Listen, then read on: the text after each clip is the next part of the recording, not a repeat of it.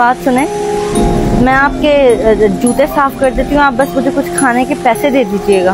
हाँ हाँ कर दो, कोई बात नहीं, दे दूंगा पैसे। अच्छा ठीक है, अभी कर देती हूँ।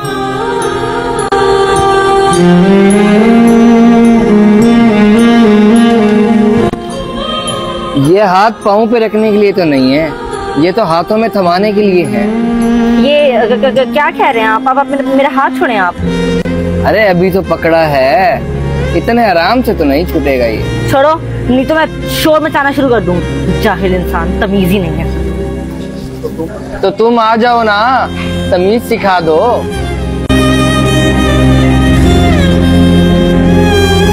गरीब के लिए रोजी करना भी कितनी मुश्किल बात है। अब मैं कैसे अपना घर चलाऊं, कैसे अपना पेट पालूं। कहीं भी काम करने लगती हूँ, लोग गंदी निगाहें डालना शुरू हो जाते हैं।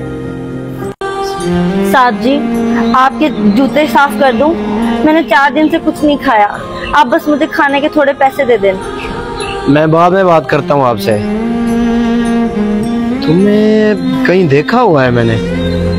मुझे देखा है, यहीं रोड पे जूते साफ करते देखा होगा, या फिर कहीं कोने में बैठे हुए देखा होगा। नहीं नहीं नहीं नहीं, कहीं तुम सेठ हमीद की तो बेटी नहीं हो? हाँ, मैं बहुत अच्छे से जानता हूँ तुम उन्हीं की ही बेटी हो, लेकिन तुम्हारी ये ऐसी हालत। तुम्हारा एक भाई भी था ना, क्या तुम उस पे बोझ बन गई हो जो उसने दर बदर ठोकरे खाने पे मजबूर कर दिया? देखिए, आप मेरी मदद कर सकते हैं तो ठीक है, नहीं तो मुझे बातें मत सुनाइए। अच्छा, मैं तुमसे जूते साफ नहीं करवाता। तुम कुछ पैसे हैं मेरे पास, वो रख लो, ये लो, तुम कुछ खा पी लेना। तुम्हारे बाप के बड़े एहसानात हैं मुझ पर।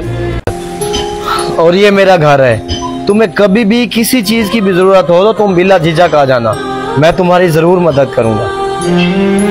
शुक्रिया, अल्लाह आपको खुश रखे। अच्छा सुनो, तुम्हारे अब्बू कहाँ हैं? उनका कुछ अता पता है? मेरे अब्बू बहुत हो गए हैं।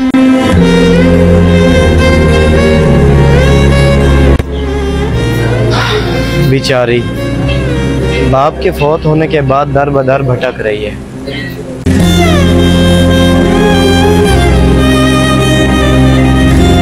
खैर है, आजकल बहुत उखड़े उखड़े रहते हो और टेंशन में भी बहुत होते हो। टेंशन वाली तो बात है, दिन ब दिन नुकसान होते जा रहे हैं। आज फिर एक नुकसान हो गया, अगर ऐसा ही रहा तो मैं तो रोड पर आ जाऊंगा।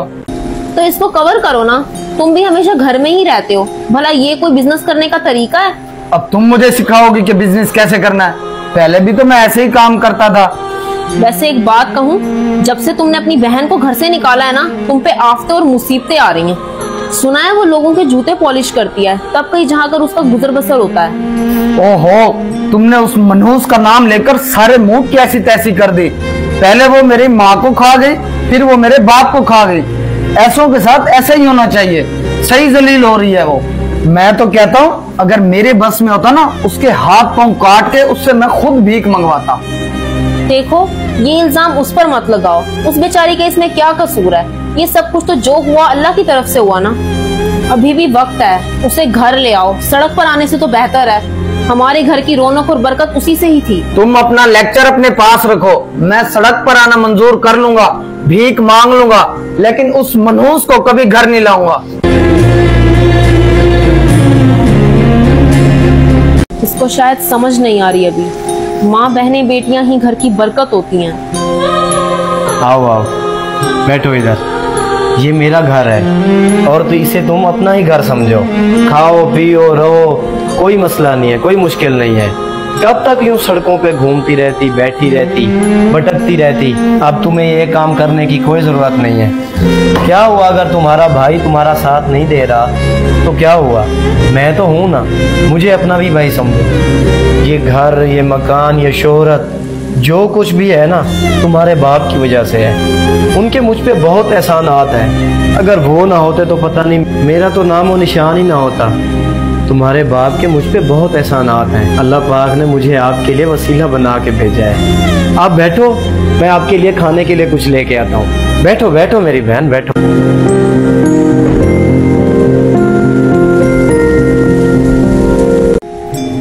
हाँ इमरान मियाँ, खैरियत से बुलाया मुझे? आखिर तुम्हें मेरी जरूरत कैसे पड़ गई? तुम तो मुझसे मास्टरमाइंड हो, बड़े बिजनेसमैन थे, आखिर मेरी जरूरत कैसे पड़ गई तुझे? बस असगर भाई, अब क्या बताऊं आपको, मेरा इतना नुकसान हो रहा है, मैं तो सड़क पर आने वाला हूँ। एक वो वक्त था मेरे पास दौलत खत्म ही नहीं होती थी, और एक अब मेरे पास तो कुछ है ही नहीं। अच्छा, तो मैं आपकी क्या मदद कर सकता हूँ, मुझे बताइए। बस आप मुझे कुछ पैसे दे दीजिए ताकि मैं अपने बिजनेस को आगे बढ़ा सकूं। जैसे ही बिजनेस में प्रॉफिट आएगा मैं आपके पैसे आपको वापस कर दूंगा। पैसे तो मैं तुम्हें दे दूँ, ये कोई मुश्किल नहीं है, लेकिन क्या गारंटी है तुम मेरे पैसे प्रॉफिट में लेके जाओगे या नुकसान में? तुम्हारे जैसे हालात चल रहे हैं ना, मेरा पैसा तो डबो ही डालोगे तुम। असगर भाई, ये आप क्या कह रहे हैं? मेरे बाप के आपके ऊपर बहुत एहसानात हैं, क्या उसको मद्देनजर रखते हुए आप मेरी थोड़ी सी मदद नहीं कर सकते क्या? मदद तो मैं तेरी कर देता, लेकिन जो हरकत तूने की है ना, उसको देखते हुए मेरा दिल नहीं करता तेरी मदद करने को। क्या मतलब, क्या कहना चाहते हैं आप? साफ साफ बताएं मुझे। कैसा बेरहम बेगैरत बेहिस इंसान है तू। बाप के मरने के बाद बहन को घर से धक्के दे के निकाल दिया तूने, और वो बेचारी रोड के ऊपर लोगों के जूते पॉलिश कर रही है, एक एक से भीख मांग रही है। कोई उसको हवस की निगाह से देखता है, कोई उसका हाथ पकड़ लेता है। कैसा तू बेहिस इंसान है, तुझे जरा सी भी गैरत नहीं आती कि तेरी बहन रोड के ऊपर धक्के खा रही है? अरे घर की बहन बेटियां तो घर की रहमत होती हैं, और उन्हीं से घर में बरकत होती है। तूने अपनी ही बरकत को घर से निकाल दिया, इसी वजह से तेरे हालात खराब हो गए हैं। सेठ हमीद साहब कहते थे कि बेटियां घर की रहमत होती हैं, बरकत होती हैं, और तूने तो अपनी ही रहमत बरकत को घर से निकाल दिया, तो कैसे तेरे घर में बरकत आएगी? काश के आज वो जिंदा होते तो उनकी बेटी यूं दर दर की ठोकरें ना खा रही होती। इमरान साहब, मैं आपकी कोई मदद नहीं कर सकता, तो लिहाजा मुझसे कोई भी उम्मीद या तवक्को मत रखना। अल्लाह हाफिज। बहन, तुम्हारा मैंने यूनिवर्सिटी में एडमिशन करवा दिया है, जो भी मामलात होंगे मैं देख लूँगा।